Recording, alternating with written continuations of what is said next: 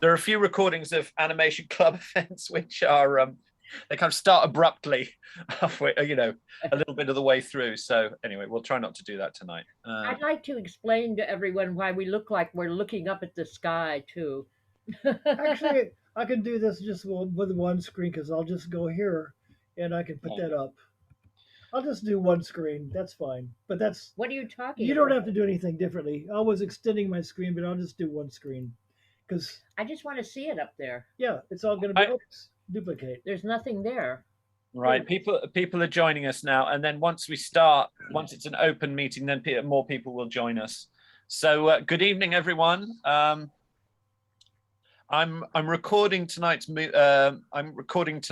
event, and so if you don't want to be recorded, you want to turn your camera off. But I do hope that you'll keep your camera on because I think it's always nice to have a kind of online community.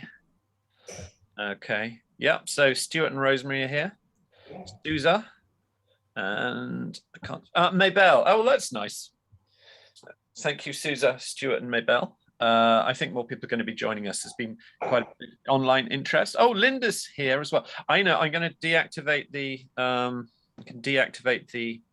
Door knocking thing. Yeah, and now people should be able to join us straight away. Yeah. So yeah, people are starting to join, so that's great. Yeah, I was just saying to everyone who's joined us that I'm recording this evening. So if you don't want to be part of it, then just keep your camera turned off. Hi, Linda. Hi, Linda. Oh, it's so good to see you. It's been ages. I know. Oh, my dear, how are you? Hi, Nick. Hi, Nancy. Hi, good to see you. You too. Button myself up. Right, I hope most people have got a glass of beer to hand. I thought the evening we could sort of theme it unofficially as a glass of beer with Nick and Nancy, something like that. Or I even suggested Belgian beer specifically, but I'm afraid I didn't have time to go and get it. Any good old ale will do. I've got yeah, I've got Indian beer in front of me. Oh. So oh yeah, more people joining us.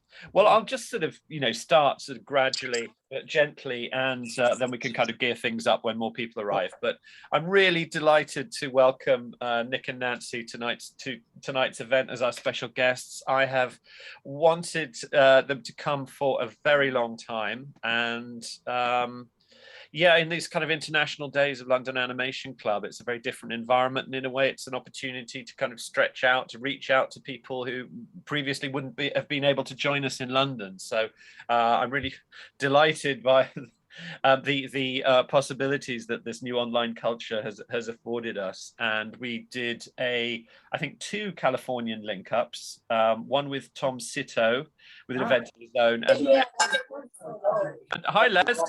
I mean, Yvette would know to come to the garden because she said she would come. Can you hear me? Hi, I can't see you. Oh, this is Joanna. Hi, Joanna. How are you? Fine. And Les is here. Hang on a minute. Oh, Martin. Martin Pickles. Hang on a minute. There's a big crowd of us here. Hang on. I'm trying to work out. Oh, Nancy and Nick. Hi. Hi. Is the music crowd there with you? Yeah, we got the whole jazz gang here. Oh, hi guys. Hey everyone, look. Hiya. Hang on, I don't know where I'm just trying to work out how to turn the camera on. Turn on your video. Yeah, there we are. There you Yay! Hey. Hi, Maybelle. Hi, how are you? It's been such a long time. Hi, Les. Good to see you.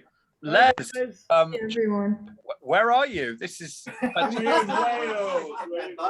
So Barbara. That's Barbara. Hi, Barbara. Hi, Barbara. I thought you were going to say that you were in the kind of after show party. No, this is Cardiff. Joanna, maybe you should explain why we know these people. Yeah, sorry, it's a bit noisy. We meet on a Friday and play jazz, and Nick and Nancy join us because everything's online. So we just sort of meet and play jazz and chat. So we've got people from Belgium, Cardiff and New York and all sorts.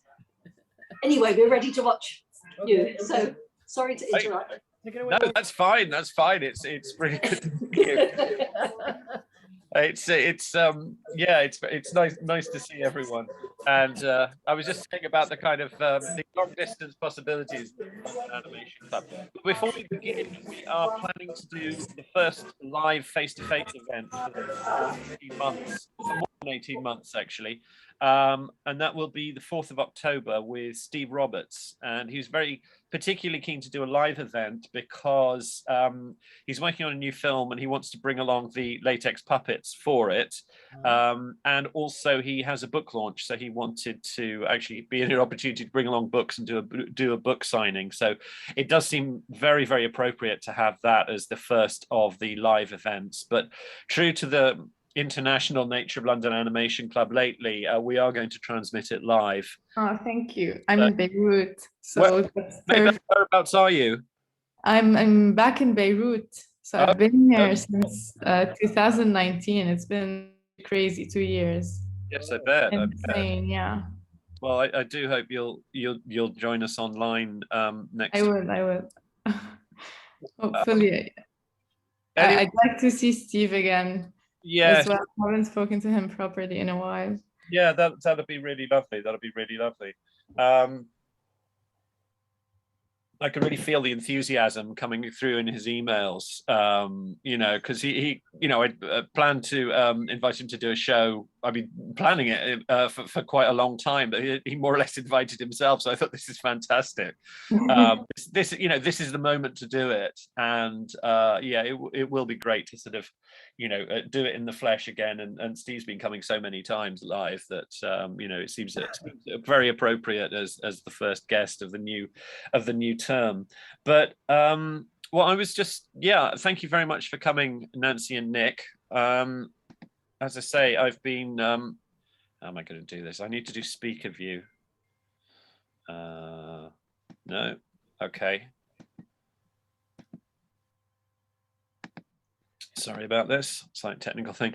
Yeah, so I've been looking forward to seeing Nancy and Nick for a very long time now. I first met Nancy and Nick at AnimaFest Zagreb in 2004, and that was very much a life-changing experience for me. At that particular animation festival, I met Bob Godfrey, Joan Ashworth, Ruth Lingford, and through meeting them, I actually went and studied animation at the Royal College of Art. I'd been a filmmaker before that. I hadn't actually realized I was an animator, and meeting Nick and Nancy was also very important.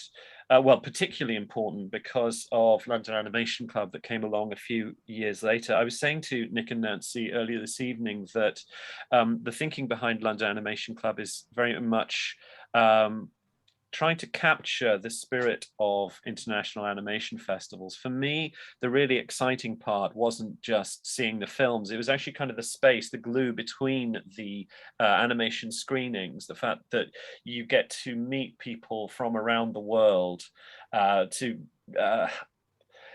be able to feed off their energy, and the result can lead to all sorts of very exciting things. And for me, it was a change in vocation, really, as much as anything else.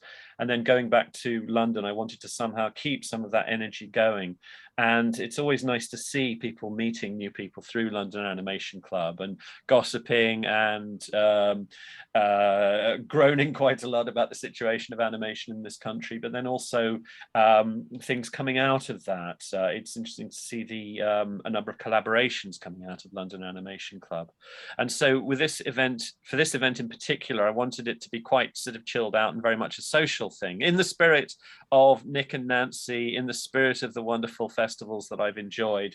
So it's a dream come true that you can join us, Nick and Nancy. And just a few things about this evening. We're going to be talking, Nick is going to show some of his work as a composer, and Nancy is going to show some interviews that she recorded recently, which she'll tell us a little bit about in a moment. So Nancy and Nick, I first met you in 2004 when you were living in San Francisco. Can you tell us a little bit about how you started on your respective journeys in animation? Well, I think my first real memory of animation was Rocky and Bullwinkle. and I fell in love with it. And then we have to skip ahead a few years. She's always been a movie junkie, a film junkie. She knows all the musicals, all the classic films, but it wasn't really until the late 80s and 90s that we got concerned with participating more in the industry or doing things with film and animation. And how did the two of you meet? Oh, we met in a shopping center. But I have to preface this by We hate to saying we shop. hate to shop and we hate shopping centers. But this was in Texas, where Nick's from, although he's a good Texan, nice guy. And I was there, and I was hired to put artists and craftsmen on all these stages for the grand opening of what was then the largest shopping center in the world. Grand reopening. Grand They made it reopening. bigger so it could even be bigger. And I was in charge of doing music. And this man walked into my office, and I said, "That's what I'm taking home from this shopping center." And after 10 days together, that's what I took home from this shopping center. That's wonderful. And that was how many years ago? 43. 43 years ago. Now, for newcomers, Nick and Nancy, as well as being institutions at international animation festivals, and I can't really think of two people who are any more sort of, for me, epitomize animation. Nancy is, may I call you an animation journalist, an animation writer? That's what I am. Who contributes heavily to AWN, the Animation World Network.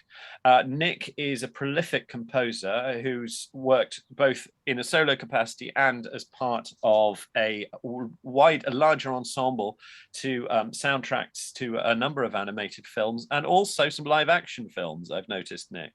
And Nick also has his own jazz ensemble. Sprocket, and yeah, so I realized I hadn't done proper introductions at the very beginning. But in terms of your coming to your respective vocations, Nick, you started doing jazz, I suppose, independently, live. How did you move into animation? Well, I spent years doing all kinds of music, classical as well as jazz, actually. In Austin, Texas, I went to university and was part of that young group of people coming up through the 70s that was reinvigorating that Austin scene. I played a lot of classical music in different orchestras and chamber groups and Renaissance groups, but was also learning jazz. And toward the end of my stay, we moved to San Francisco, and I continued playing all sorts of music, but little by little went more towards jazz. And I saw this crazy group called the Club Foot Orchestra at one time that was sort of a ragtag group of crazy looking people playing strange music, and they were playing music to German expressionist films. And I said, someday I'm going to join that group. And about 2 years later, I had a chance. They were actually the first group that did original music to like old silent German expressionist films. Now there's a lot of them, but they were the first. So we did the German expressionist films, then we went to Buster Keaton and some American films, and then we thought, well, we need to have a cartoon before the feature. So we plugged in various Winsor McKay and Felix the Cat classic 20s cartoons too to do live soundtracks to. Now, I found a recording of your soundtrack to the Club Foot Orchestra's soundtrack to Metropolis online. Yeah. So I imagine other recordings exist. They weren't purely live performances. They were recorded and they're available as soundtracks for the movies, are they?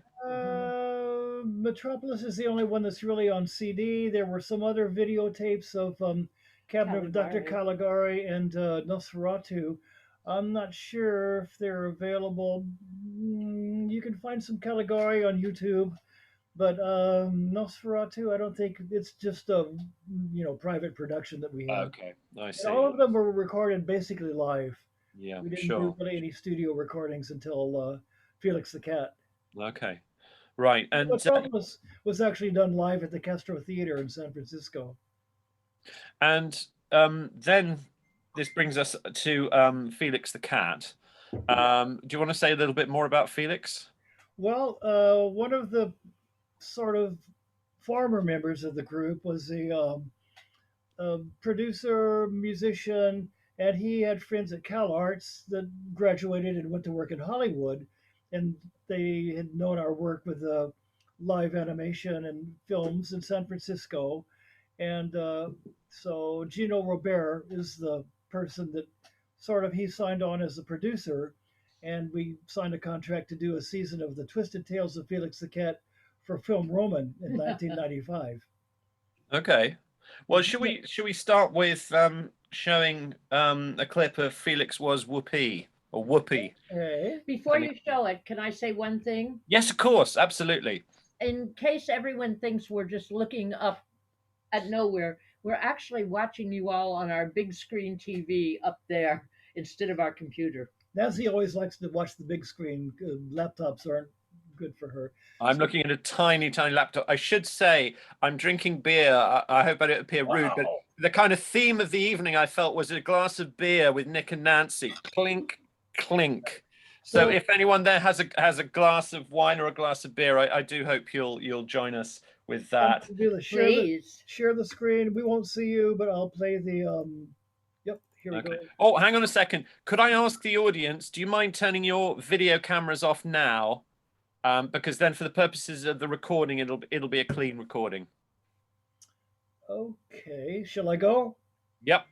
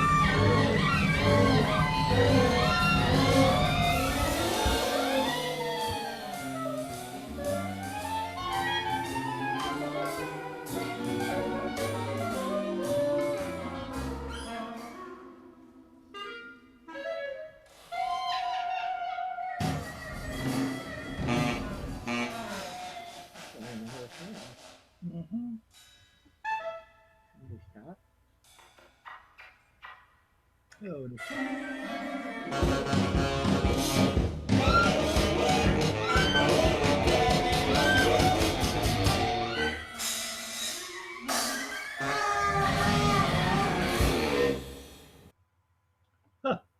okay. That's enough of that. That's fabulous stuff. I'd love to have seen that as a live performance. You kind of really get the spontaneity of Felix. It was Um, real fun because we sort of bridged the gap between, with the conductor conducting and then totally improvised. So that was the fun part about that group, that I found out that you can make a framework, but then within the framework you have freedom.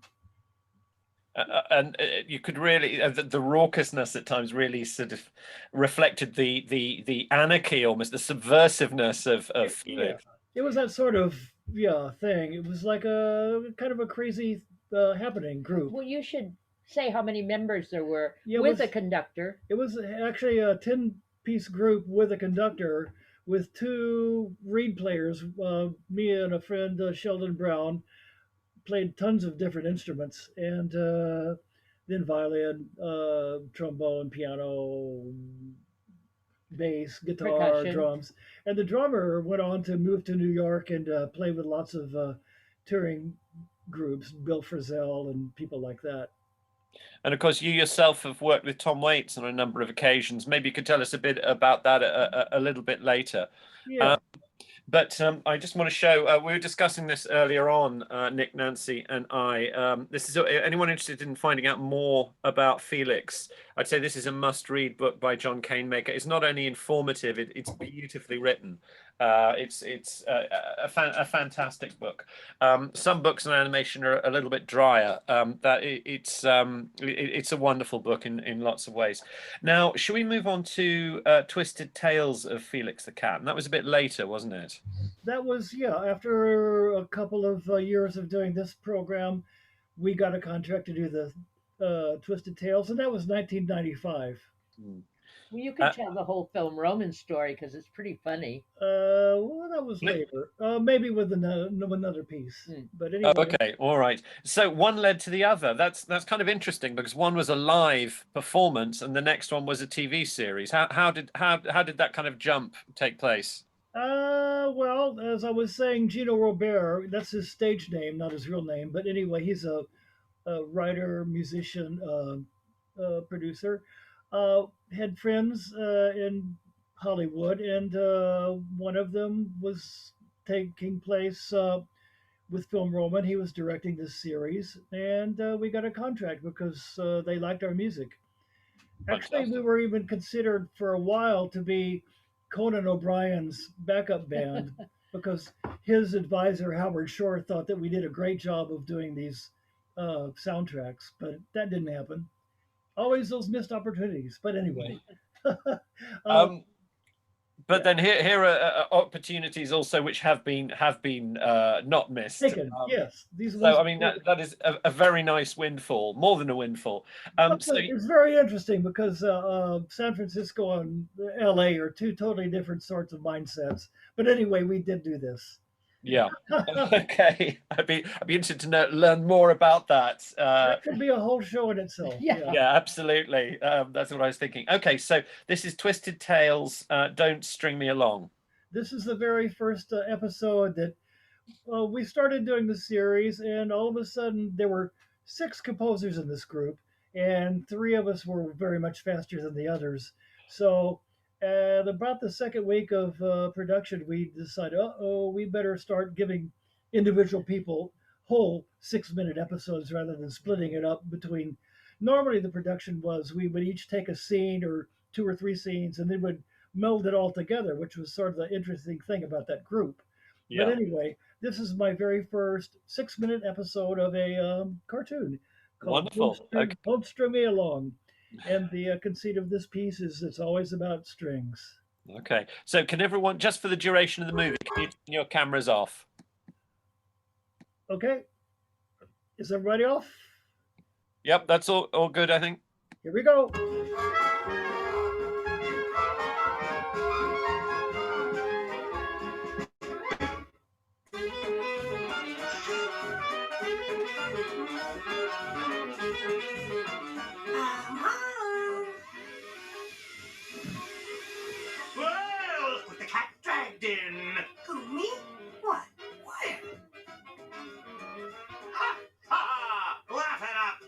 Nick and Nancy, I can't see the screen. I can't see them moving. Oh, no. Sorry.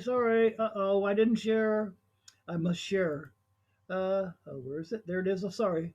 That's it's Go back really to the easily beginning. done. Yeah. Okay, here we go. Here we go.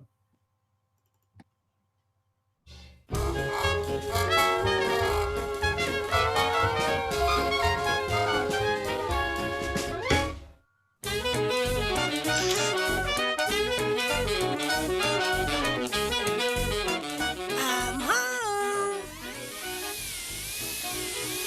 Well, look what the cat dragged in. Who, me?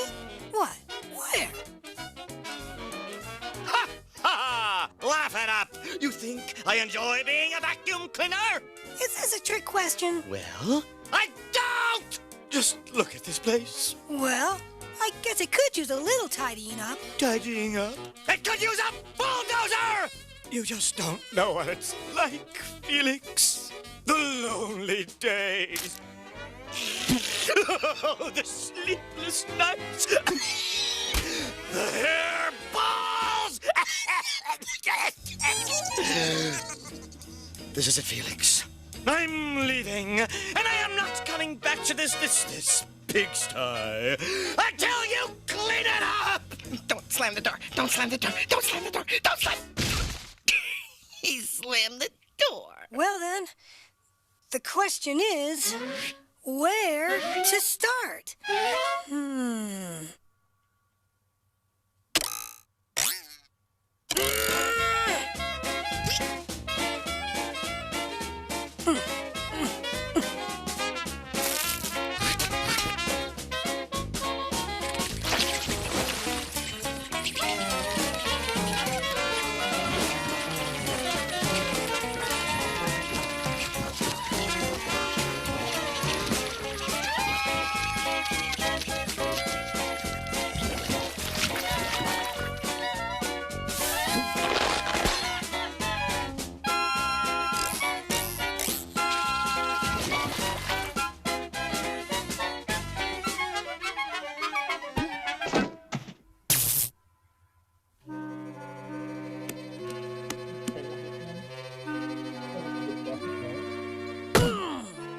Face hurts.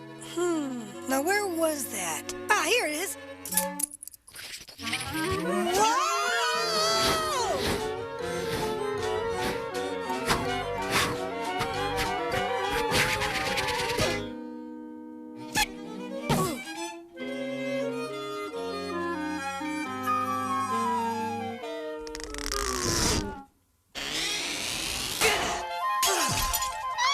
Fresh.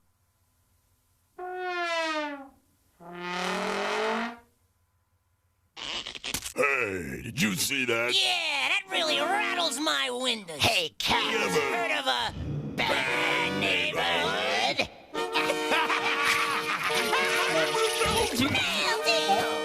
Clowns, probably. Yeah. Oh, I love this episode.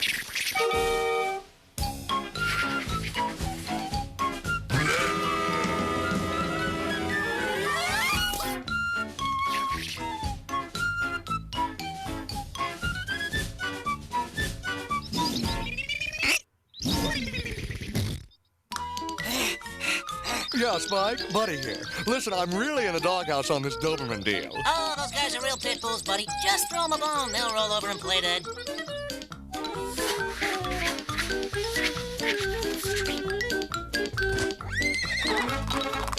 Listen, I'll put a trial tug on Phoebe's leash and see if she bites, you know? Gotta run, buddy. I'm working with my trainer. Hey, I know what it's like, babe. Ciao. Wedgie.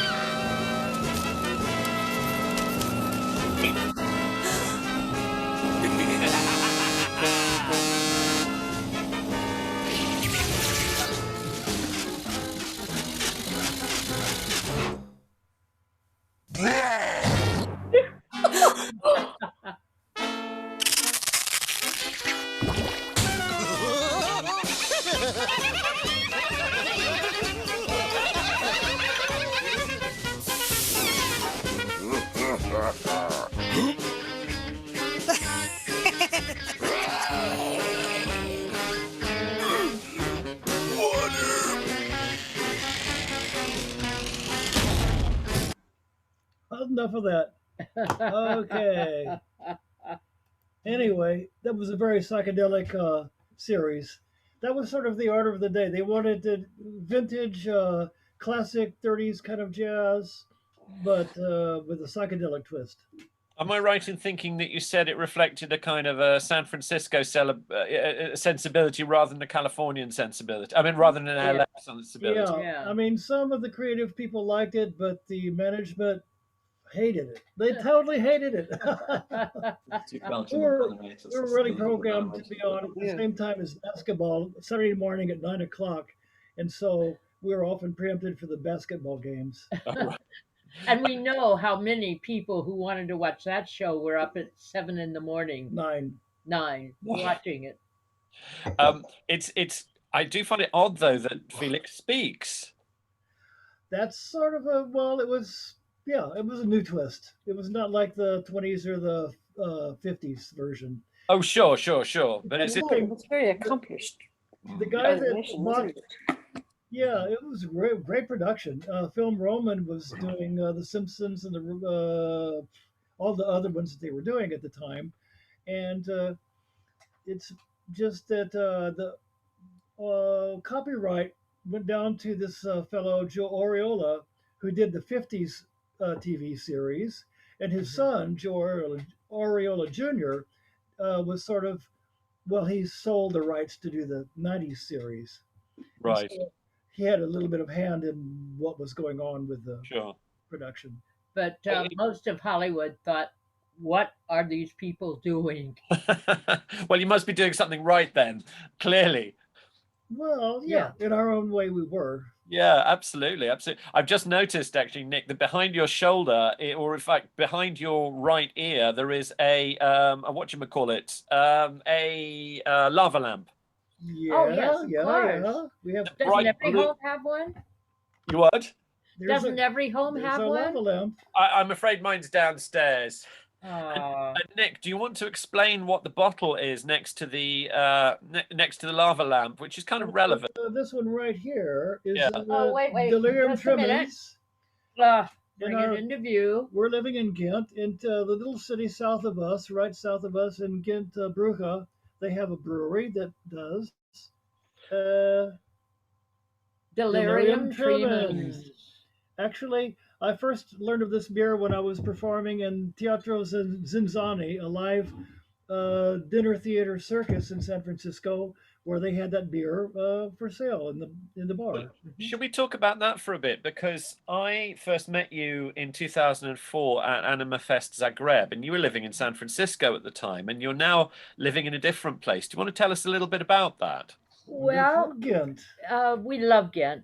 What happened was, when 2009, when was it? 2011 happened. 9/11. We were on top of a mountain in Switzerland, listening to a Swiss-German station, and we really didn't understand a thing that was going on. We heard George Bush, TWA, Twin Peaks, and we just thought there'd been a terrible accident. We thought it was the same time as the Seattle. Sort of the demonstrations against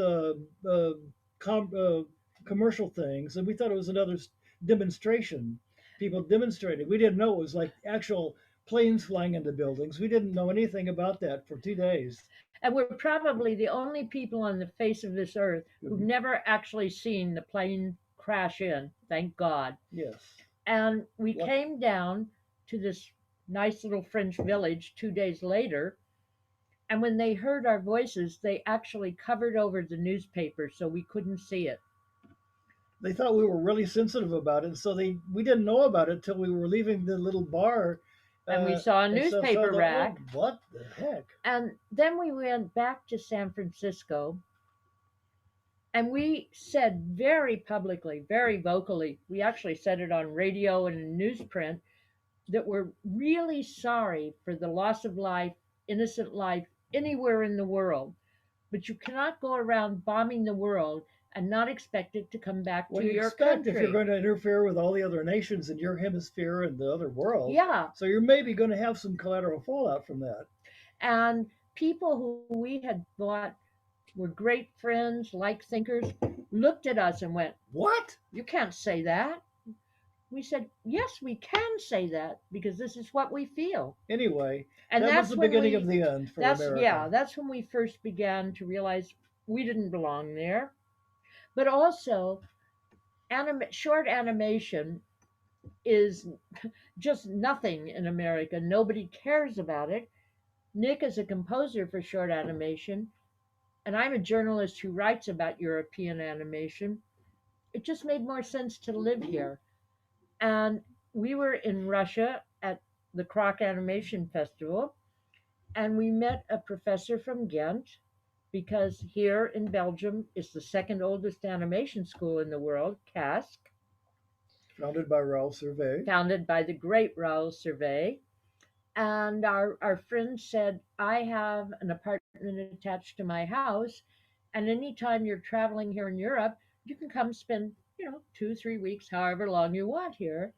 So from 2001 till 2005, we did come to Europe for festivals, and every time we would visit Ghent to visit him and see what was going on, and all around. We drove all around from, really, in Netherlands down to the tip of Spain and Portugal, and But Italy. we got to know people here, and also Ghent is very well at that time. Of course, it's changed, but at that time, Ghent was very much like San Francisco back in the 70s. It has the largest student population in Belgium, so there's a lot of art, music, dance, and we seem to fit here. It's cloudy and rainy, much like San Francisco, except for it rains instead of just fogs. So And that's nice. the Belgian government was willing to give us citizenship. Anyway, that's basically it. So That's how we- fantastic. Because this was a mystery for me. I remember you doing posts about, doing the move and so on. And I remember thinking, that's a kind of an unexpected choice.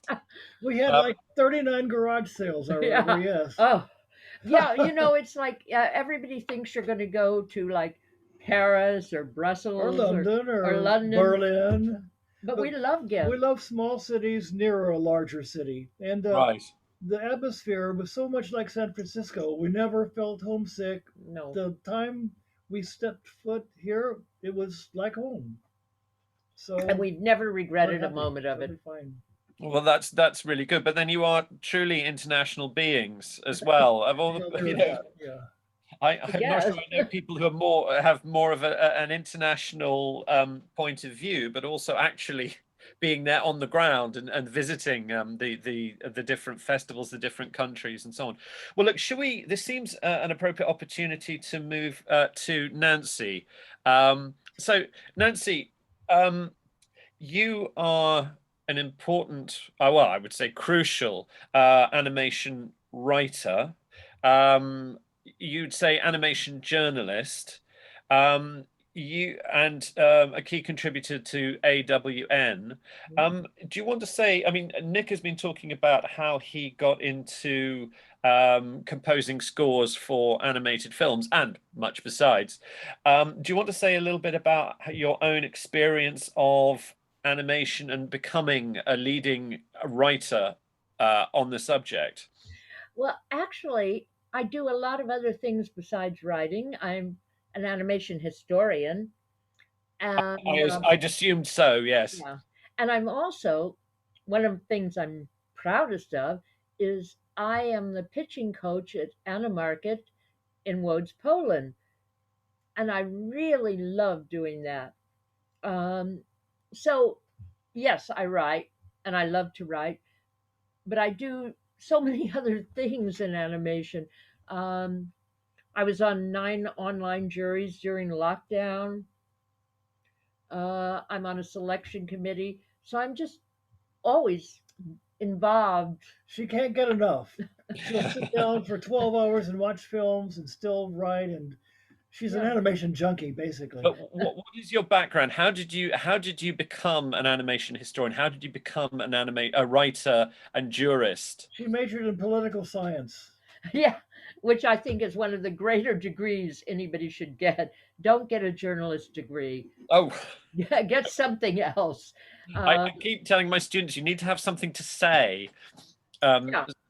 Actually, her writing started with our group. We had a sort of a big following in San Francisco, well, modest following in San Francisco, but we had a group of people that got together and cleaned highways on Sundays for, oh gosh, 3 or 4 years. No, you more than that. You started writing a blog about it. She just started writing about it and putting it on her website.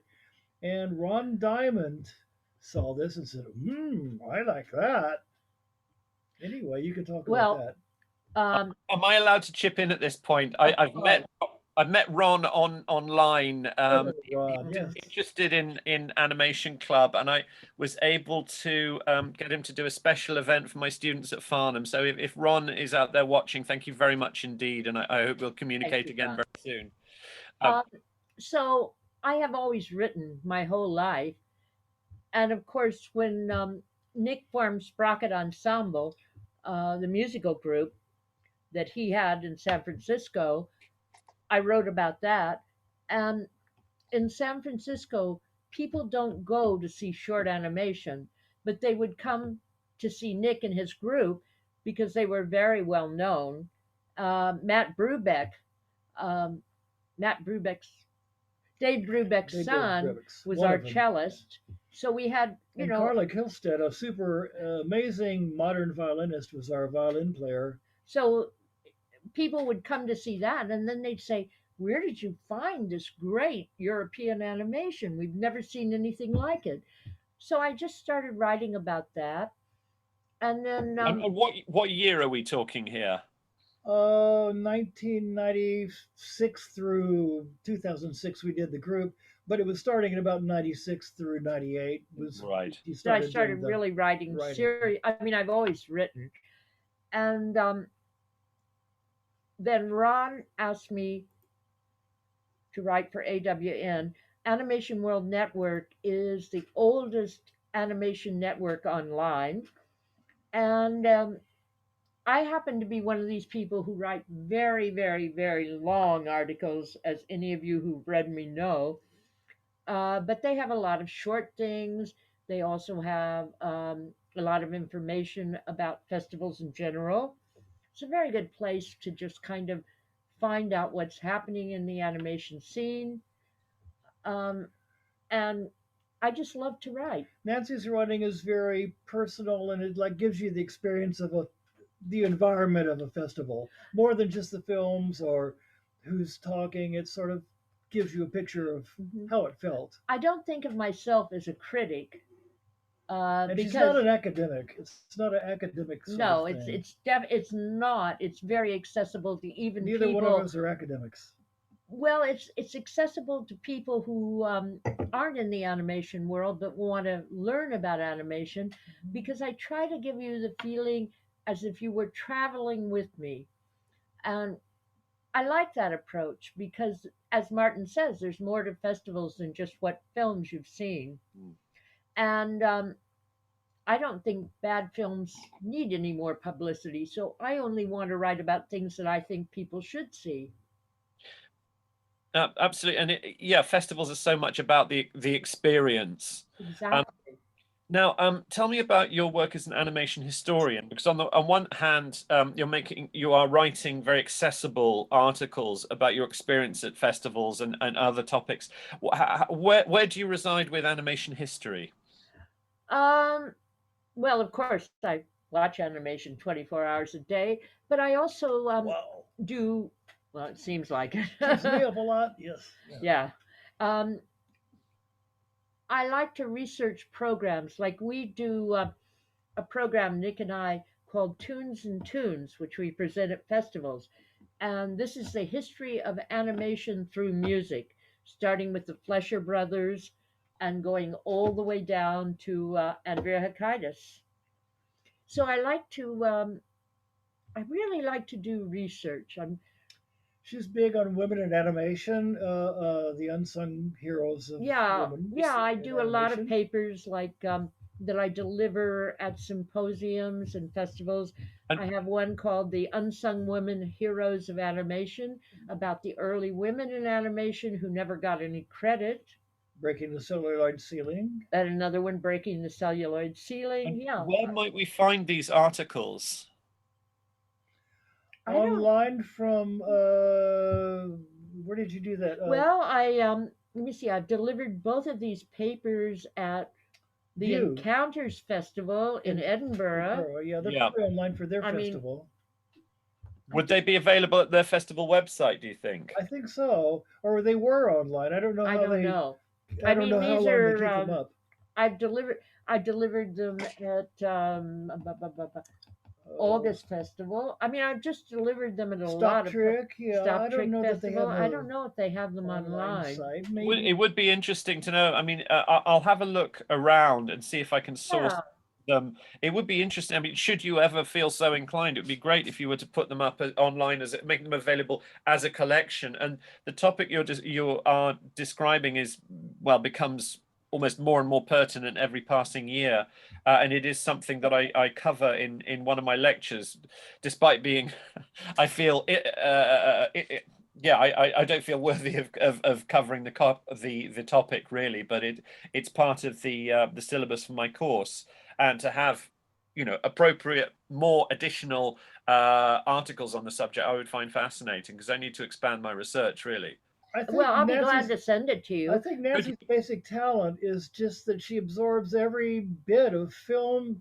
I mean, not just animation, but film. And so she has a totally encyclopedic knowledge of any obscure films, mostly in English, but some foreign films in other languages. Many in foreign films, yes. And so she can't cut and paste on a computer or find a folder. Or remember my phone number. But she knows song lyrics and films and plots and directors. So that's her talent. Somehow it just kind of gets to her through osmosis. Yeah, I don't really know why I remember all these things, but I really do. But, if you would like me to privately send you my scripts for these things, I'm quite happy for you to have them. And if you wouldn't mind, I'd be very interested to read them. I just one of our last guests, I think our third last guest at London Animation Club Live, was Sarah Ann Kennedy Parr, who effectively does the voice of Miss Rabbit and Nanny Plum from Ben and Holly's Little Kingdom. She's an important academic. And she made a documentary film, which is called British Animation Women Breaking the Mold, which is a contemporary documentary about the position of women in the animation industry as practitioners. Great. Yeah, we'd like to see that. I'd like to see that. And I must say, I've got to give a great thank you to Vivian Hallis, because when I did one of my papers, she gave me just so much access to the Hallis and Batchelor archives, because I did one about Joy Batchelor. That's one I'd love to see that. So this is a topic we discuss a lot, both historically and in the present day. And Sarah showed her film in the second half of the show she did for London Animation Club, and she's very graciously allowed me to show it to her students, to my students, 2 years running. So yeah, I would be very interested to read. I'd be glad to send it to you. That would be lovely. Do you want to introduce this our new guest? Miss Coco our new guest making an appearance. Yes. Yeah, this is Miss Coco Chanel, and she's making a guest appearance, I guess. Wonderful. Yeah. Okay. Amused. You were saying about how you started being writing about animation. You got us to about the late 90s. Now, where do we go from then? For me, you are an inseparable element of international animation festivals. You described how you began writing, but how did it all explode? I almost don't understand how it happened either. You just keep doing it long enough, and people. No.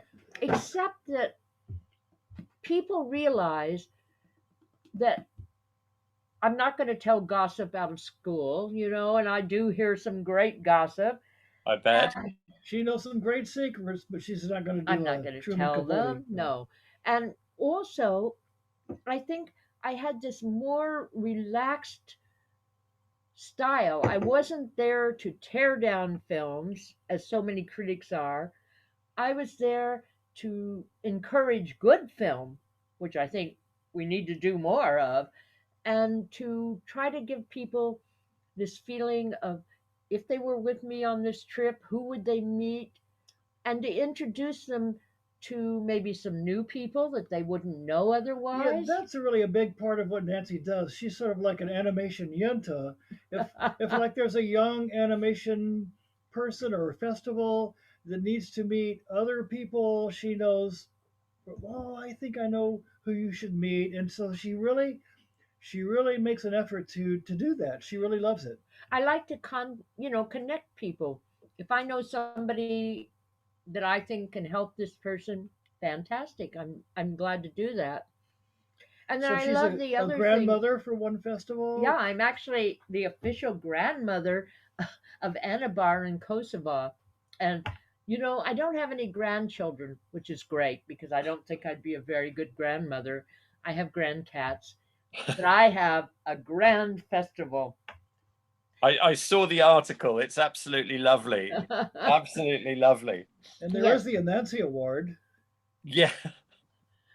Yeah, that was quite a surprise. But I think I mean, I like to do a lot of things. Like I'm very proud of the work I do for Animarket, where I'm the pitching coach, because she really loves that. Oh, I love it. She knows how to pick not pick it apart, but to get to the core of somebody's project and tell them what they should be, talking about. Mm-hmm. So I do a lot of things, and I enjoy them all. That's wonderful. What's your motto? Which one? If it's not fun, why am I doing it? Yeah, if it's not fun, why am I doing it? Or too much is not enough, but that's the other one. Well, that's a good maxim to live by.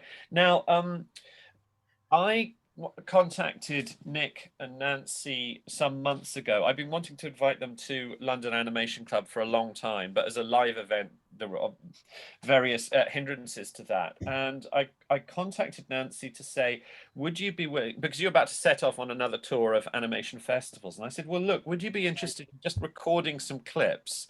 I imagined something very informal, like, handheld phone, selfie. Now, here I am, and I'm just about to go. I've just come from this screening, and here is so-and-so. And it would be very, very, our man on the ground, as it were, very, very informal and so on. But you sent me, well, the two of you sent me something rather different. Now, do you want to tell us a little bit about this? Well, I was in Bilbao, Spain at Animacon, and I had the great pleasure of meeting first a woman who is a Bilbao animator, and we don't really get enough of Bilbao Basque animation out in the festivals, much less from women, and they're doing some great things. And then second of all, I ran into the most fascinating screenwriter who has a wonderful story, and I don't want to spoil it because I want her to tell it on film to you all. Okay, and these three films that you sent are beautifully shot. Nick, you did the camera work, I believe. No, I didn't do the camera work, but I did do the translation and the subtitles for the. Oh, right, okay. There was actually like an intern that was doing who came and did it for me. Oh, okay. I didn't realize. I don't know why I didn't. I was going to shoot it, but then Pedro said, "Oh no, oh, right, okay. Maybe that's what I was. So he came with his cameras, like going all over, and I was shooting with my phone, like this. Because I was thinking, this is a pretty good phone. I imagine you had a gimbal or something like that, and anyway. And he was moving around and getting the different. And he actually edited it. Yeah, I edited it down for the. And Nick also edited some. They're absolutely beautifully executed, and there's a kind of an informality about the interview style, but also it's beautifully framed, it's beautifully executed as a piece of video making. So Nancy sent me interviews with Anna Hamaicha, I hope I pronounced that correctly, Hamaicha, Petro Rivera, and Sonia Estevar. Now, for time, I think we're only going to have the chance to show Anna and Sonia's one, but I'll put Petro's interview, which is a bit longer, up online. I'll make it available online after this event. So should we start with Anna's interview? We were before we came on air, we were discussing this, and Nancy was saying what an important the facts of her interview that she describes are very important. Do you want to say a bit about them, about her interview? Yeah. She is a screenwriter who I met 2 or 3 years ago because I go to Bilbao every year. And we started casually talking, and I just asked her, what are you working on? And she told me, I have this fascinating story. And then she told me the story, which I don't want to spoil because you're going to hear it. And then she told me she's looking for a producer. So if any of you are producers out there, do listen to this carefully, because it's a fascinating story that also involves England as much as the Basque Country. Okay, right now, I'm just going to start threading the projector, if you can bear with me. Do we get to hear the sprockets moving? How appropriate the use of the word sprocket there. Okay, hang on just a second. Okay, because I need to have it.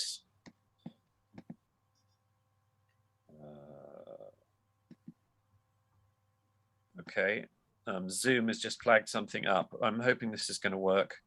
So, okay, I think we're good to go. Yeah, so I'm showing this off my screen. So here we go.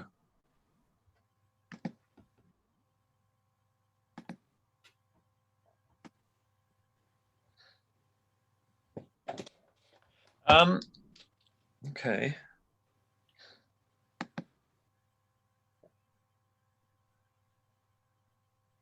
Okay.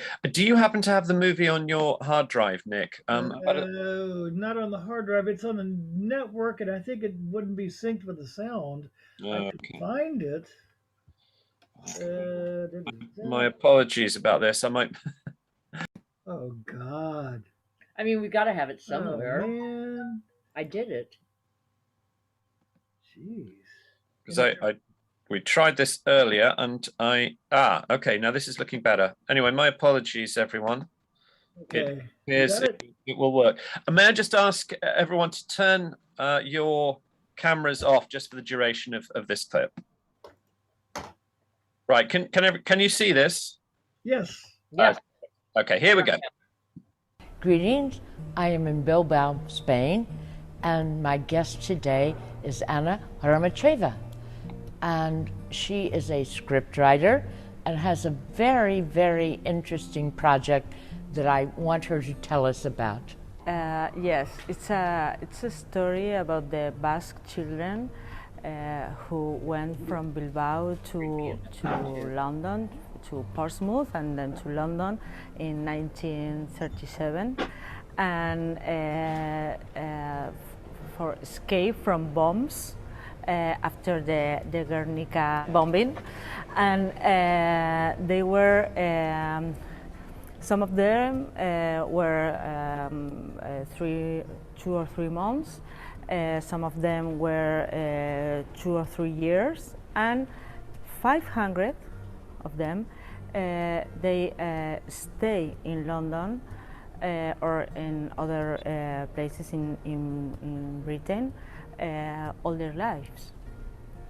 And the series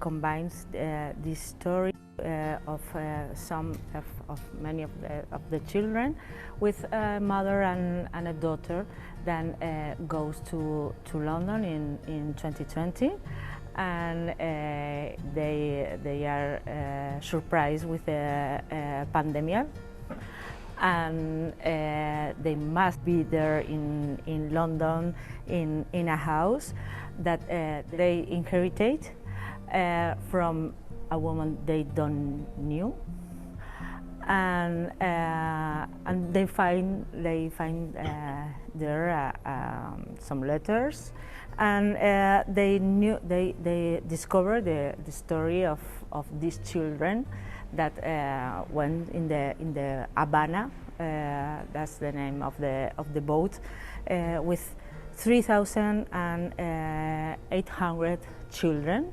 Wow. Yeah. That go to Britain.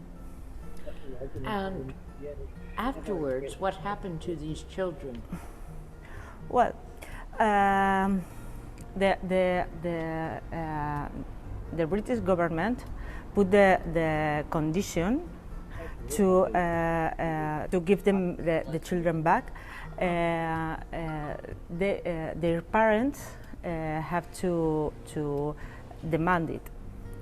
But some of the parents were dead after the Civil War. Some of the parents were Republicans and were in jail.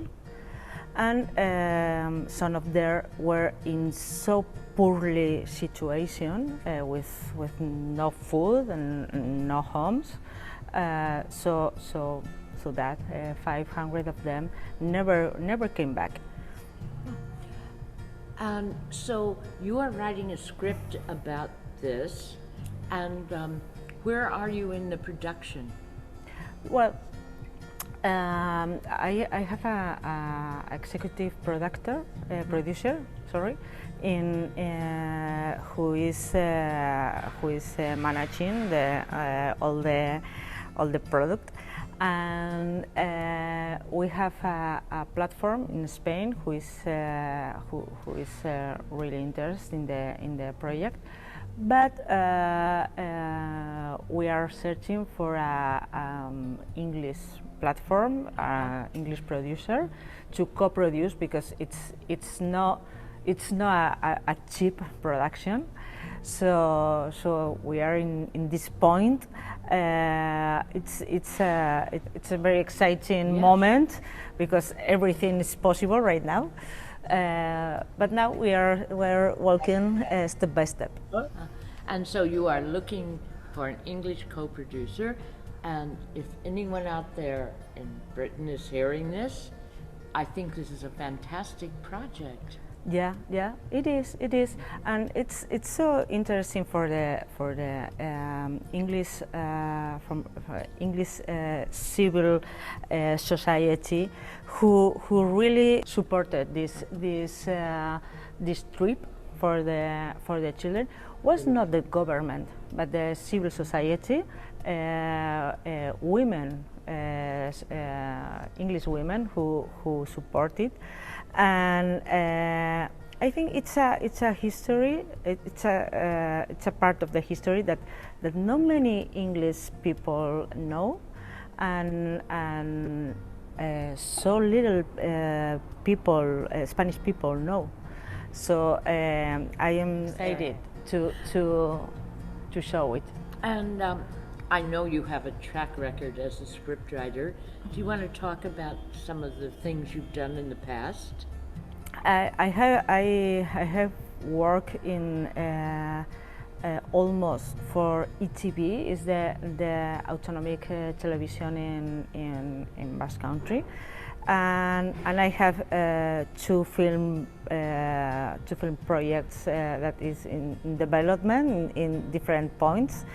But I usually eat thanks to the TV, and I've been for years working in a drama series for children in Basque.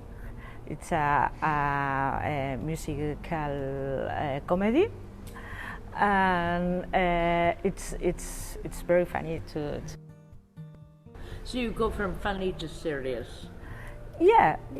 But this project about the Basque children in England, I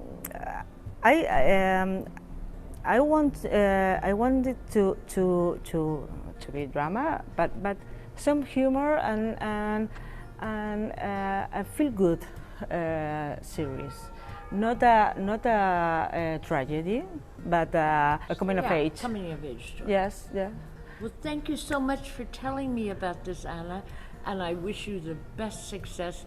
Hopefully we can find you a producer. Thank you, Nancy, thank you.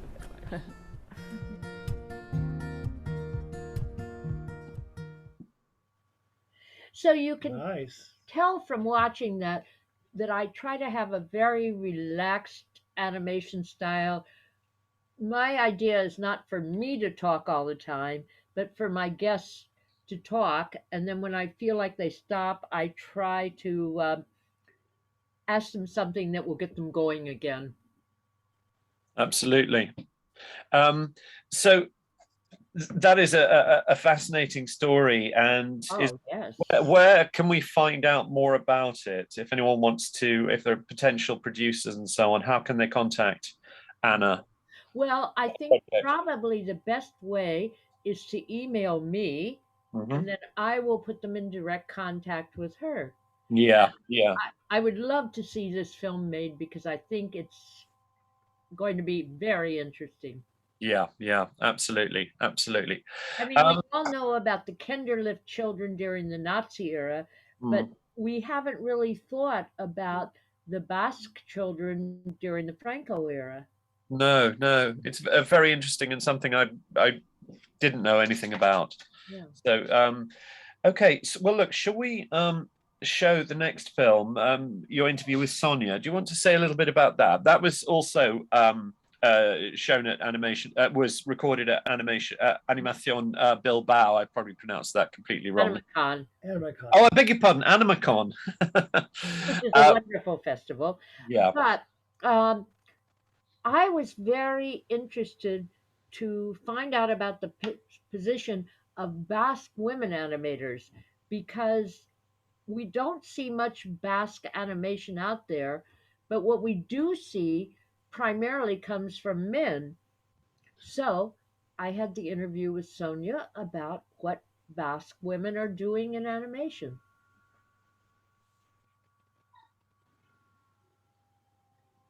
Nancy?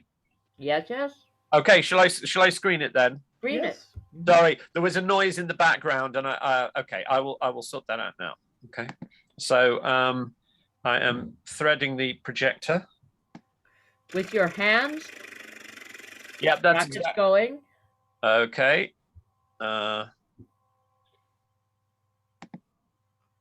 Okay, here we go. I hope.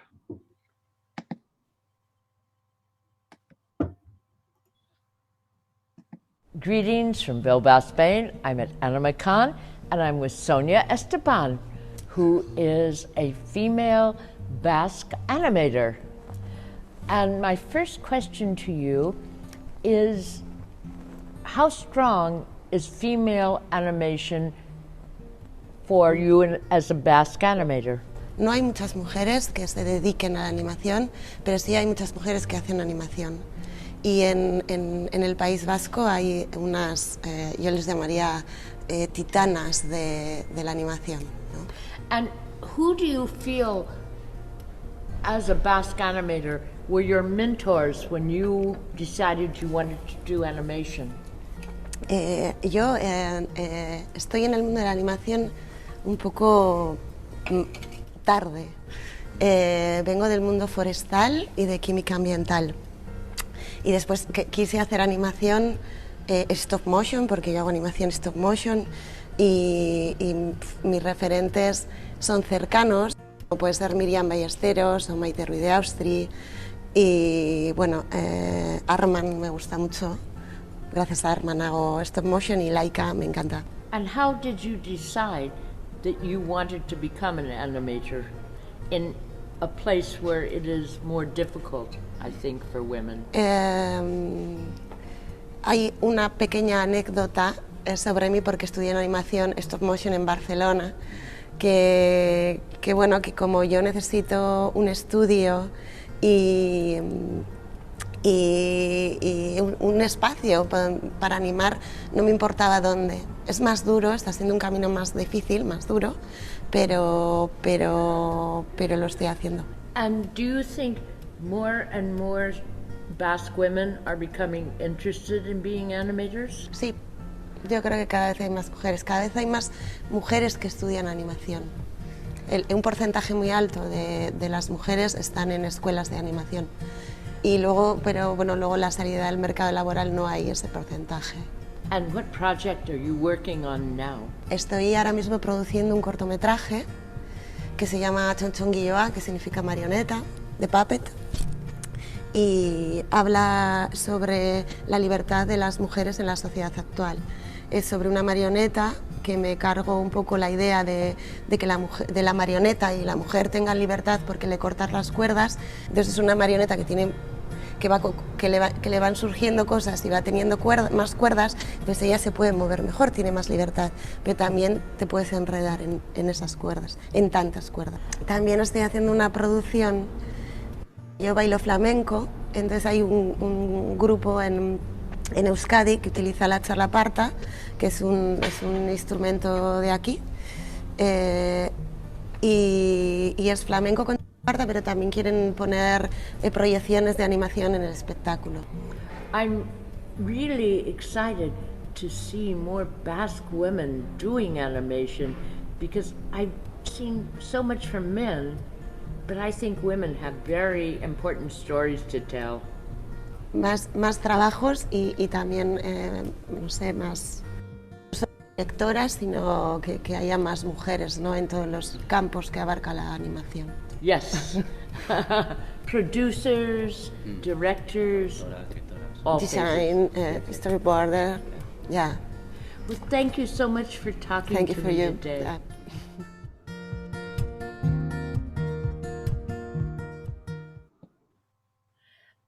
The guitar music in the background was beautiful throughout. Nancy?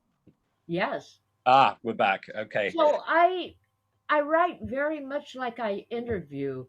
To me, the important thing is not so much what I have to say, but what other people have to say to me. Yes, you it's very effective, your style, just drawing out a point with just a few words and then letting them express it and take its natural course. Now, before we came on air, you said that you just got back from Azerbaijan and Cyprus. Is that right? Yes. And that you're next. Do you want to tell us where you're off to next? Well, next I'm off to Syros, Greece, where I'll see Joanna and Les. Ah, that's wonderful. We're actually landing. Yeah, we're actually landing within about 20 minutes of each other, so we'll be in the same taxi cab. Well, I wish I could go too. But everywhere, on every bed. Can't wait, Nancy. I know, me too, Joe. She's going to have a great conversation with Joanna with glasses of wine. Oh, yeah. In the room. We all screaming. And pardon? We didn't know. We didn't have a hat. Did you catch what he said? No. There's someone talking off camera. Sorry, I'll silence that segment. No, turn the camera around. I want to see who's talking. And one of the events at Adamaceros is Joanna and I are going to have a 45-minute talk on stage. And it's not going to be this formal question and answer. We're just going to have fun. Two ladies talking about film with our glasses of wine. I hope so. Oh, I know so. My paranoia will overwhelm the situation. we're a bit nervous about traveling. Yeah, I mean, remember, we've never been out of Wales, apart from No, you're going to be fine. Nick knows all the good places to go swimming. Yeah. Oh, okay, right. I bought a new pair of bathers. Okay. So while you two are off swimming, we ladies will be on stage talking and drinking. Yeah, well, non-alcoholic for her. Yeah. Oh, of course. I do know the Burl cocktail. Reassuring to hear that. We're digressing for the rest of the audience. So we see each other on Monday. Okay. Don't go Adios. away. There's They're not going more. away. There's more. Always more, sir. Always more. Yeah. So we'll show. We'll put the Petra Rivera clip online with the other two. Yeah, But that's very interesting. He does give a lot of insight in his life as a screenwriter and a producer and festival For director. those of you who don't know, he was the screenwriter for Bird Boy and Psycho. God, I can't. Psychonautus. Psychonautus. And also, he wrote the screenplay for The Platform. The Platform, which won so many awards and is a big Netflix hit. just jotting that down. You can't see, but the reason I keep glancing down is to add notes to my notebook. That's all right, Martin. I'm looking up at my big screen. No, I got that. Okay, so now returning to Nick, can you tell us about the live Sprockets, the Sprocket Ensemble, and the Three Scholars?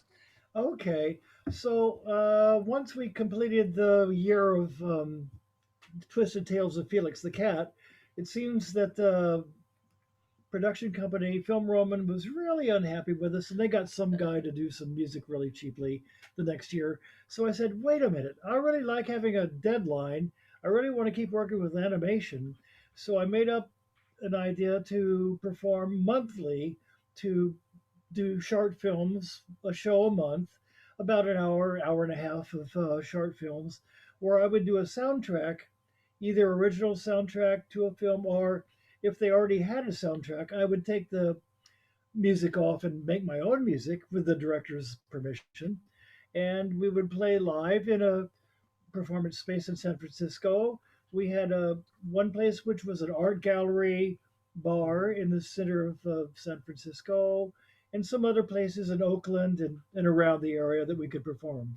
And we were bringing European animation back, which no one in San Francisco had ever seen. At first, it started with just San Francisco experimental filmmakers and members of ASIFA San Francisco, people who had maybe worked with Pixar and Lucasfilms that had done their own works.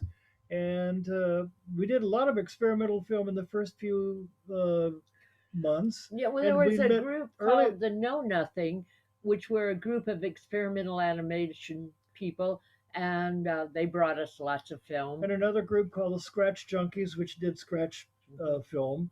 So we did a lot of that sort of work, which was like bury your film for a week and find out what kind of mold grows on it, and do a soundtrack to that. But also really interesting other kinds of films that were mostly animated, though. And then one day, this lady showed up at our screening. I was doing a woman in animation show, actually. Yeah, it was a woman in animation show, and she showed up, and she said, well, I'm really a cartoonist, but I did a claymation film, but it's got a light leak, so I've never showed it.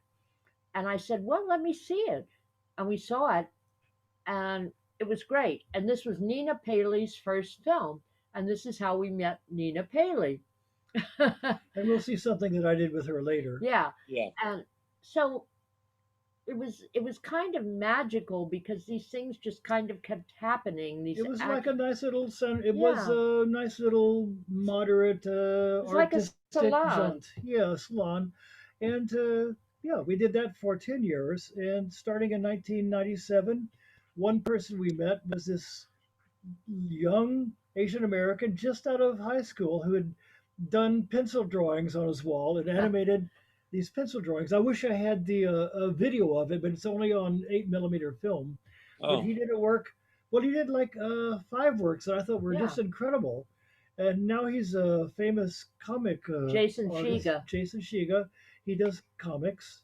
Yeah, but it was something that at that time there wasn't anything like it in San Francisco or probably anywhere else. I mean, we did do tours. So he did this film called The Three Scholars, and it's like this picture yourself on another world, and there's three really strange characters that have interactions with other strange beasts, all done basically in line drawings on a paper that he shot On his bedroom. on his bedroom wall. Wow. And at that time, he was probably like 16 or 17. Oh, that's remarkable. Now, Yeah. I've stepped over Bessie's song, which you're planning to show as well. Yeah. Okay. This was the song for Felix the Cat that Nick was nominated for the Annie for. So this was a song that they had a writer, Martin Risky or something like that, who wrote the lyrics. And so I had to write a song to these really strange lyrics. And they got this blues singer from San Francisco to sing the lyrics. What was her name? Who was it? Oh, anyway. We know her. I mean, we should anyway, so remember her she name. sang the song. And it's sort of like a old-timey Bessie Smith song. Yeah. But kind of Dixieland Bessie Smith. So here's Bessie's song. Oh, hold on just a moment. Wait. I thought we could show. I thought we could show Bessie's song, "The Three Scholars," and the clip of "Idiots and Angels," maybe back to back. Sure. Okay. So Nick should explain why Idiots and Angels exists. But well, maybe I can just talk between the films, or should I do it now? Just do it now. No, you can if you want to. Why don't we show Bessie and the Scholars back to back, and then come back for Idiots and Angels? Okay. So can everyone turn their camera off for the moment? Okay, Bessie's song. Here's share screen. Let's share screen. Where is it? There it is. Okay. Okay. Ba-ba-ba.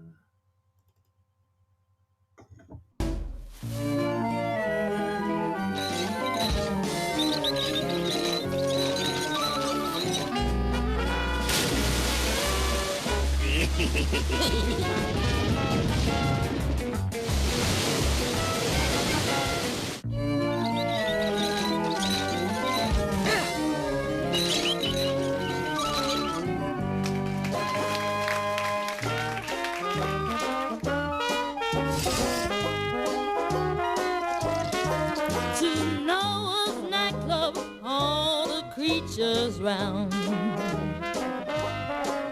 In 2 by 2 in their tuxes and gowns. To the wallabaloo and the ding dong ding, while the rain outside starts doing its thing. Rain, rain, go away, do your thing some other day.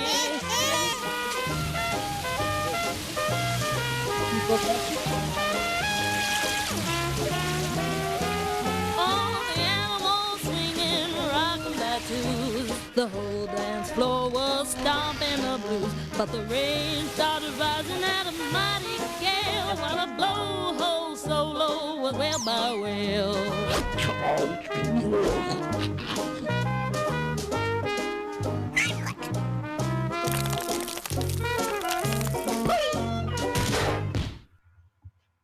Is that what you're going to show? That's it. That's the whole thing. And then the next one is just a WAV file of the Three Scholars. Look up.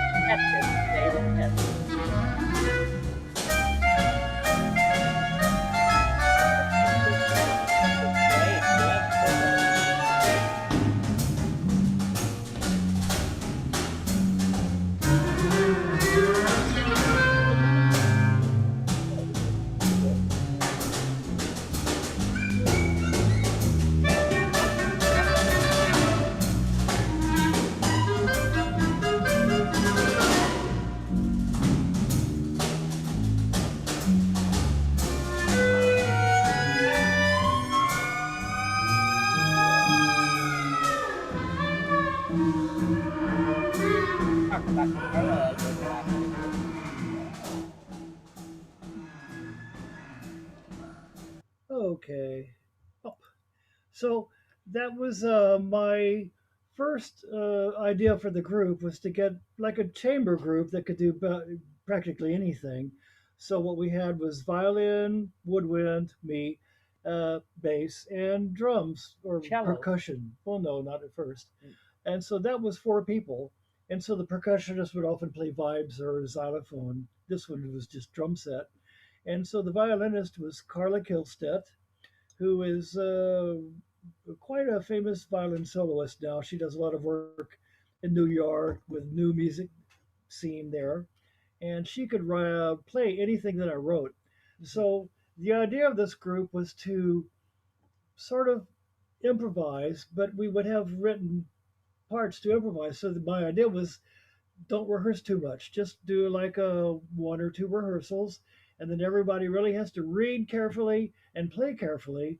And so, if they make a mistake, of course, they have to keep up and get with it. So it's sort of like a good combination of written music and improvised music at the same time. So, 80% is written, and then 20% is improvised. Fantastic. I wish it would be so interesting to sort of be able to witness the performance. I think we're going to have to, sadly, we're going to have to wrap up fairly soon. Yeah, no, it's getting late. Do you want to? We've got a treat. We're going to play out with the intermission clip recording for Sita Sings the Blues. I thought it'd be a lovely way of ending the evening. But before that, we have a treat. A live clip of Idiots and Angels. Can you say a bit about this? At the Animator Festival in Poznan, I did performances twice. And the second time, they said, why don't you do a film of Bill Plympton's? And so I selected his film, Idiots and Angels, to write a score to. And so this is a little bit of that feature film, Idiots and Angels.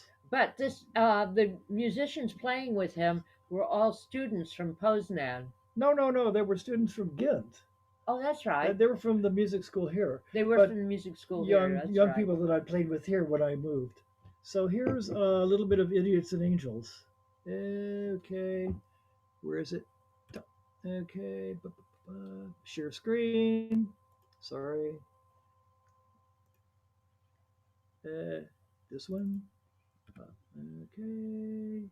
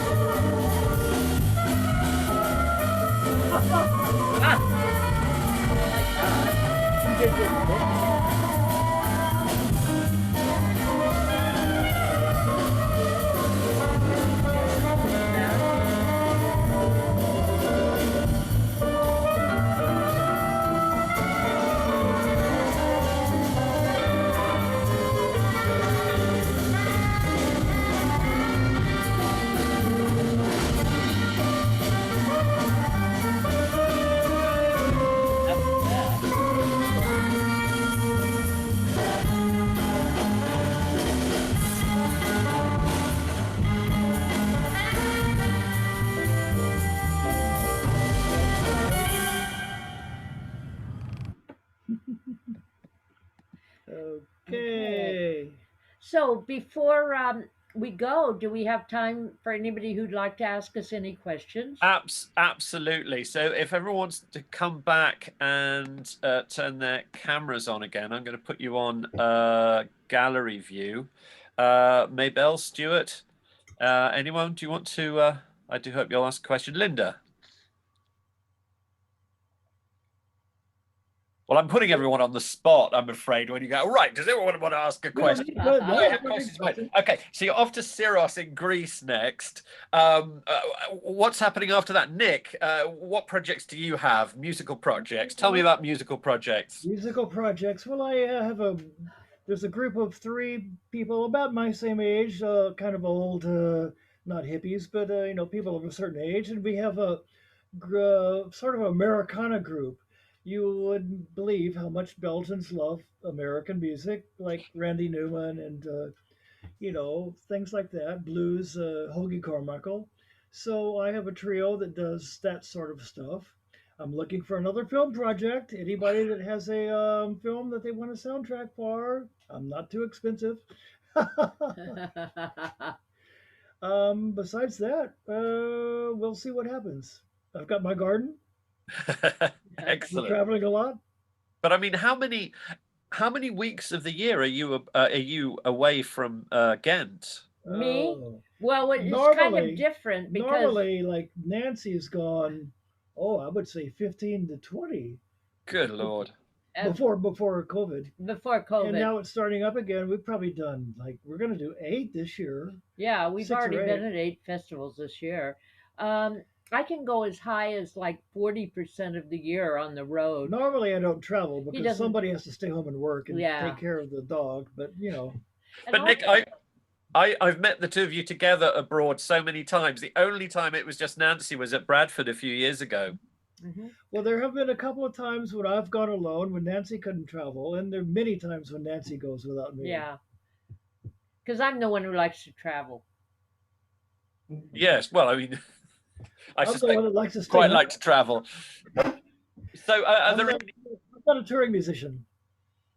Well, you used to be, but No. You hated it. You hated it when I toured. I didn't hate it when you toured, except that I've got to say that when our kids were young, every time he toured was when they both came down with measles And the washing washing breaks. machine and the plumbing broke.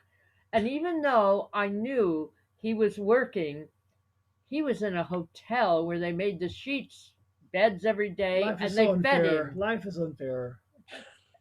Anyway, Yeah. so much. So, what is going? Oh well, we're going to be both at Anamark because she's Yeah, doing the pitching coaching, but I do performance coaching. yeah. So when they're pitching films, they're usually on stage in front of the audience, and so I coach them on microphone technique and facing the audience and what to think about.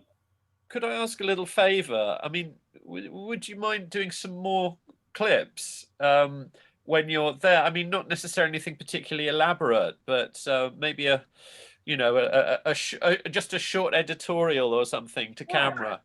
I've got to say, there's 4 women who run Anamarket in Łódź, Poland, and they are so incredible and so dynamic, very organized, that I would love to do some interviews with them because I think Anamarket is so incredible.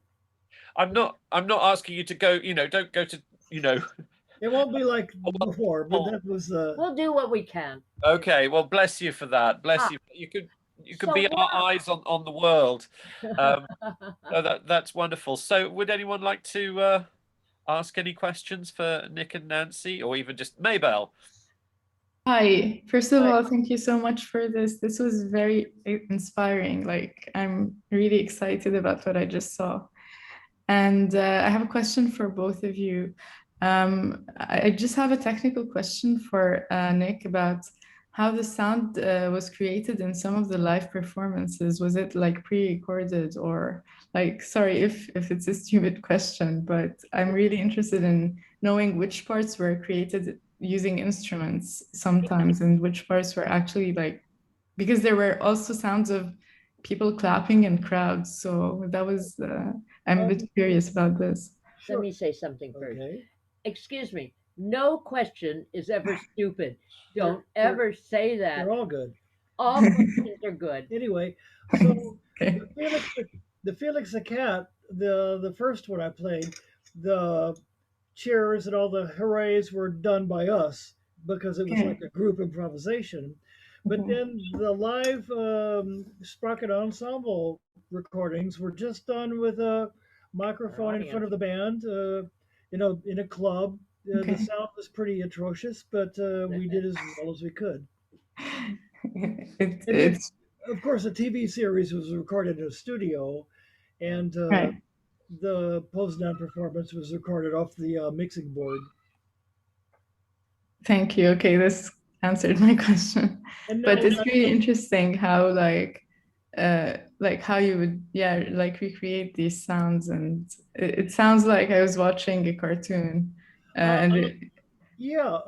Because of the way we did the silent films, us as musicians got used to doing sound effects on our instruments. Yeah. And so when we did the Felix the Cat production, it was interesting because we would tend to go to do the sound effects, but then there was a sound effects team that was totally pissed off because we were interfering in their territory.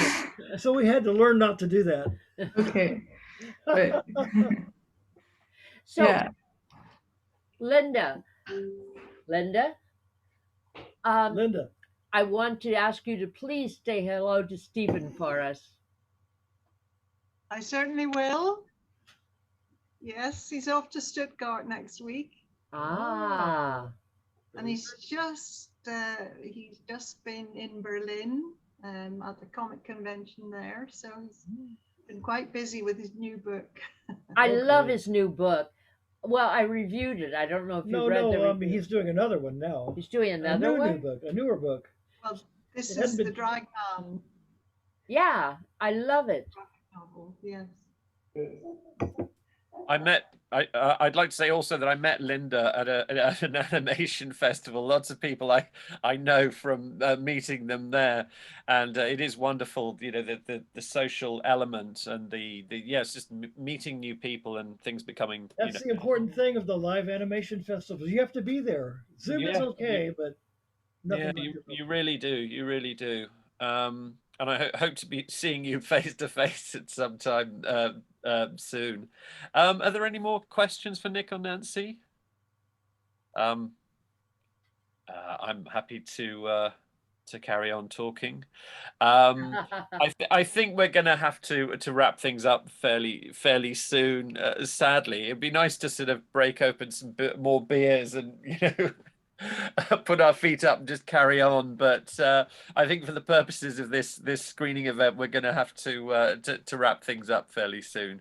But we want to thank you, Martin, for inviting us, both of us. And so does Coco. And Miss Coco Chanel is thanking you also. And I hope that soon we can come and visit you all in person.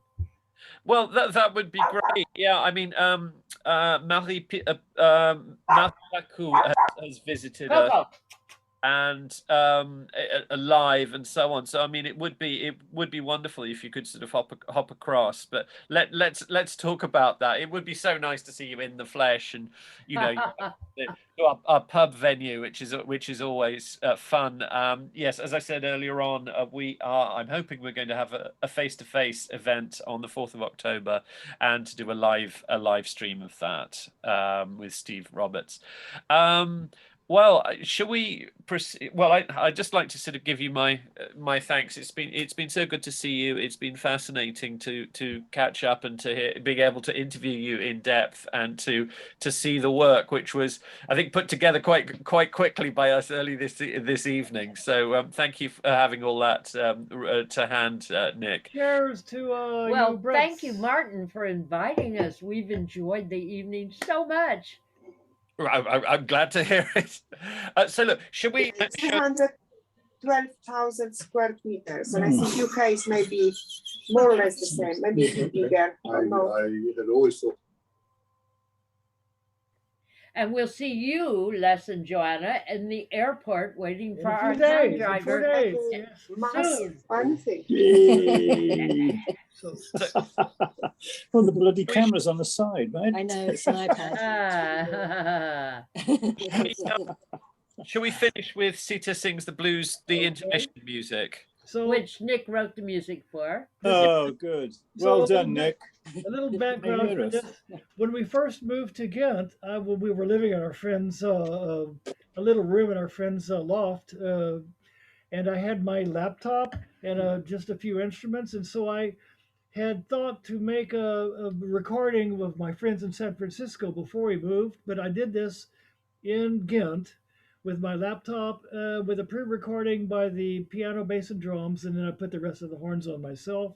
And this is Wait Sita's a minute. Intermission. We should also preface that Nick has worked with Nina for a long time. Yes, so but okay. this wasn't a Enough one-off. of that. Okay, so anyway, here is the intermission. Not much animation, but here's my one-person big band. Okay. So goodbye, everybody. Hi. Bye. Okay. Oop. Here we go. Wait a minute. Where are we? Are we still there? Yep. Yep. Okay. Everybody's waiting.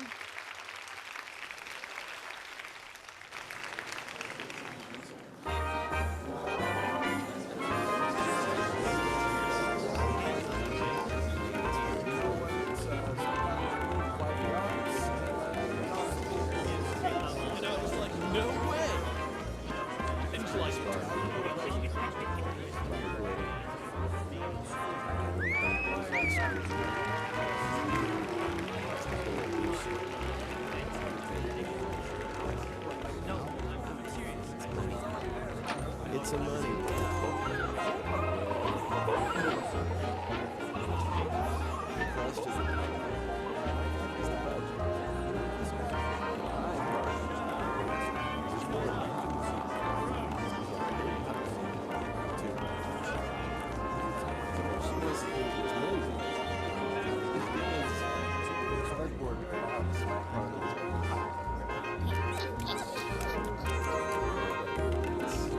Get up now!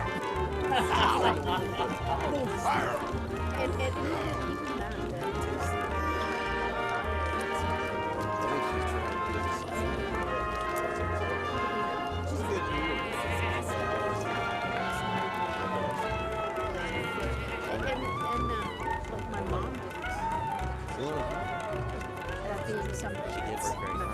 I understand. Work hard to make it right. We can figure out some way to get some joy in these things. The question is, yeah, Billy's was what's a project have like this? This one's got heads, obviously. I'm only seeing one pair of legs. That's a word. Oh yeah.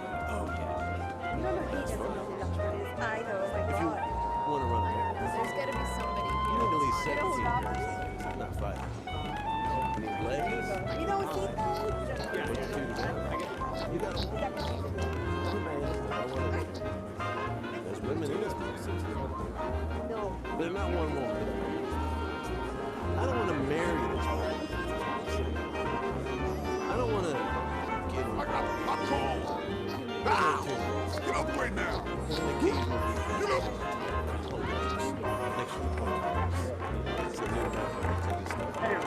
Next week, Jenna Vale, Colorado. Who happens to be John? What is my pot? I will take care of you and speak and think. And then he goes and lets his brothers go.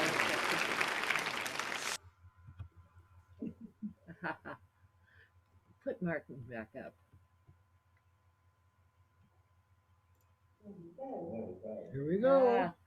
Well, as I say, thank you so much for taking part. I hope to see you in London. I hope to see you at an international film festival soon, and have a lovely time in Syros. And well, I'll say goodnight.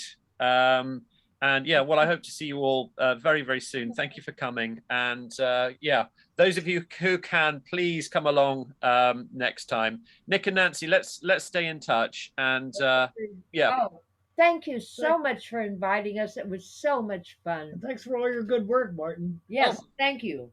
Thank you very much. Because you're doing great things with the London animation community. Oh, bless you. Bless you. Yeah. Okay, everybody. See you all soon. Thank you, everyone, for coming. Yes. Thank you, everyone. All the HR Lots of love, then. And Lesson Joe. Lesson Joe. Bye. Hang on. She's a fellow employee. Lesson Joe. Look, she mentioned. Oh, that's Ian. That's She must have a visa. Thank you, Lesson Joe, for bringing all your friends to see us. Okay. All right. Take care, everyone. Well done. Signing off. Good night, London. Bye. Bye.